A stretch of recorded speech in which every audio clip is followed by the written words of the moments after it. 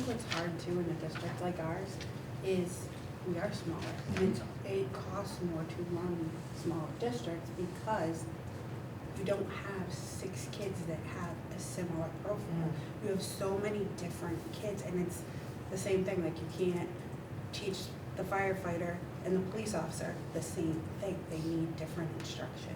They're both gonna do, be public safety, but they have to learn in completely different ways because they have completely different things. And in a district with 2, 3, 4, 5,000 students, you can have multiple police officers and multiple firefighters to run 2 separate programs with 6, 7, 8 people in them. In a small district like Douglas, you're going to have 1 and 1, which makes it difficult to fund.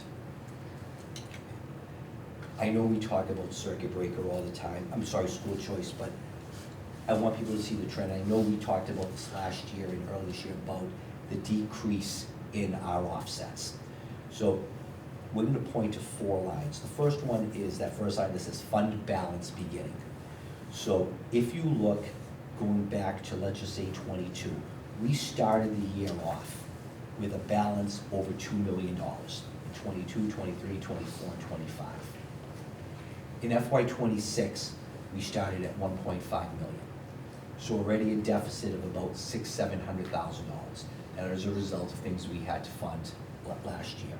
Our projection for FY27 conservatively is $500,000. It's $1 million less than what we have. And again, that's a conservative number at this point. If you look at our revenue, okay, and our revenue is made up of number of students for school choice, and if you remember I presented 5, 6, 7, 8 years ago, we were hovering around 120 students. Now we're at about 80. That's a 40 student delta at $5,000 a student. That's $200,000 a year over multiple years. And then our special ed increment, which you can see decreasing, but again, that's a number we won't know until we get from the state. So if you look at our total revenue, again, fluctuating between $400,000 and $900,000. And then this year and next year, we're projecting about $400,000. So a little bit less in revenue. The line right below it shows what we actually used in school choice each of our years. And this is now actuals. But if you look, you can see the increase: $200,000, $980,000, $350,000. FY24, $623,000. Last year we had that $1.1 million. This year we're projecting in FY26 $1.5 million, and next year conservatively $500,000. And then if you look at our fund balance, where we typically end the year, again, you can see going back to 21, 22, 23, 24, we were over $2 million. Last year at $1.5 million, and this year we're projecting $500,000. And again, that's just as a result of costs that we need to fund to fix programs, to fix our buildings, maintain our buildings over time and the needs of our students. So you can see the trend of our school choice. The next page is our circuit breaker. And again, you can just look to the trend of starting fund balance. We've always hovered $300,000, $400,000, $500,000, $600,000, $700,000 to start the year with circuit breaker. In FY26, we started at $270,000. Next year, we're looking at starting at $200,000. So we use this circuit breaker money to fund out-of-district tuitions. But if anything happens over the course of a school year, a move-in, a need, additional services, assistive technology, we had the ability to go back to circuit breaker and use that to not have to go to school choice or to the operating. So you can see that's getting depleted. And again, the other one, the next line is total circuit breaker receipts. We've been at or about $1 million. We're projecting 644. Again, being conservative because we don't know what the state is going to fund us at for next year. So those are our two revenue, other than grants, which help us a little bit, but not as huge as these. So those are our two funding sources we use to offset the operating. Through the chair. Yep. That's my pause task. That's right. And you knew I had a question. So I'm not a math person. Like math is just not my thing. So if this question is silly, I apologize in advance. But looking at the fiscal year 2025. Which one are we looking at? We are at- Circuit breaker or school choice? Circuit breaker. Okay. The one you ended on. Fiscal year 2025, the regular circuit breaker receipts, the $661,149. Can you explain to me, just because I don't know, not because I'm questioning anything, why that is half of everything before it? So the way that circuit breaker is calculated, you can take a look at our out-of-district students. They take a percentage, they have a threshold. I believe this year was about $52,000 was the threshold. You would get paid a percentage on anything over $52,000. So if we had a $60,000 out of placement, we would get paid a percentage over that $8,000. Yep, okay. Okay, so, and the percentage can vary up to 75%, and that's the number that we don't know. So what this, I'm sorry, I don't remember the details behind it, but we could have just had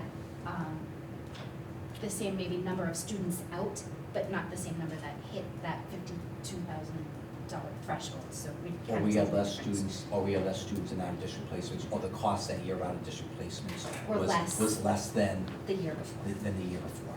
Okay, so this 661,000 was the, what, we were reimbursed? Correct. Okay, from the state. Correct. And that's based on the number from the year prior, That's based off of who we had the year prior. in 2024. Correct.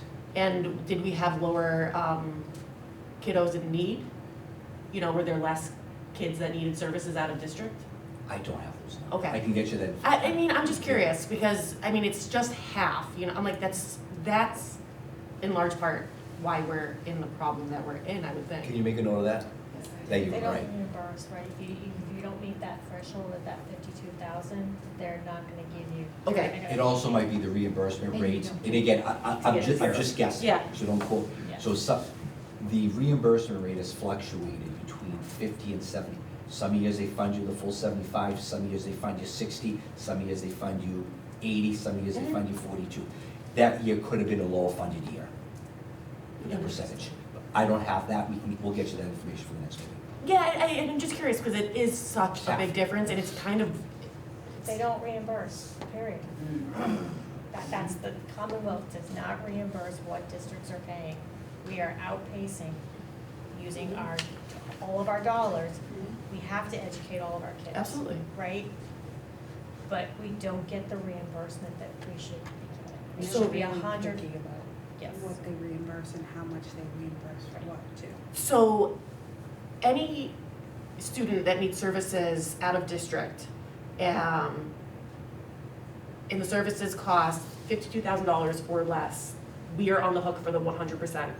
Anything above and beyond the $52,000, then there's a percentage that's reimbursed by the state. So if we do easy math, let's call it Yeah. $50,000, okay? Because it's late. Yep. Let's say that it costs $100,000 Mhm. and the threshold's 50. So we get $50,000 reimbursed because we're paying the first $50,000. Mhm. So you're only getting reimbursed on the second $50,000 Right. at that percentage of whatever is 60, 70, 80%. So Okay. if it's 80% of $50,000, you're only getting $40,000. Yep, okay, I understand. Back. So you're spending 100 and you're getting 40 back. But if the placement costs $40,000, we're on the hook for the full $40,000. If it costs $60,000, they're reimbursing you 80% of the $10,000, which is $8,000. And this is just the cost of the program, or it doesn't take into account? There are some criteria that Okay. I believe that some one-to-one services would be Yeah, included there's- as well. yeah. So Okay. there's a whole criteria that, There's formulas and everything Oh, else. I yes, and you have to And kind of check the transportation's reimbursed boxes as well. and. That's what was going to be my question, so Right. transportation's So reimbursed do as we well? get So- reimbursed the transportation or does the town? We do. I had to ask that question too. Okay. And the percentage last year was 61%. Of the circuit breaker that was reimbursed? for For the tw- transportation. for Oh, for transportation, I see. So that's a different rate? Yes. Oh my God. And transportation is outrageous, No doubt. so, I mean, And you can't really shop around for a school Yep. to an extent because every school has its own cohort. So Mhm. this school, you know, SWEC, for example, might be great and might be more economical, but the child that needs to go there is not a fit for the school. So you can't just like be like, ooh, like, let's go budget of the day, let's go to this school or that school. It's really a cohort-based decision on who's in it too, it's hard. Correct. Well, thank you for clarifying, thank you. So you're used to seeing this slide, and this is as of today, and so our FY '26 general fund appropriation net offsets was $15,957,606.